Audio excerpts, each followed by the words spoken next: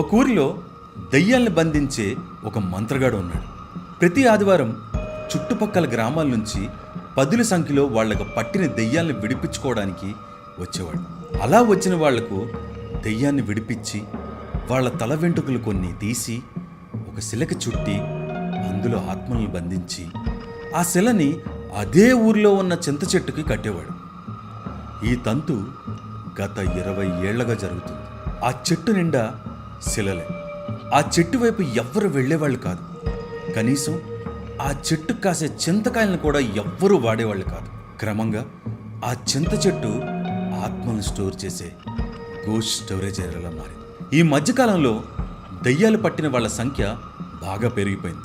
Hit సినిమాకి repeat audience వచ్చినట్టు already దయ్యాలను విడిపించుకున్న వాళ్ళు మళ్ళీ వస్తున్నారు.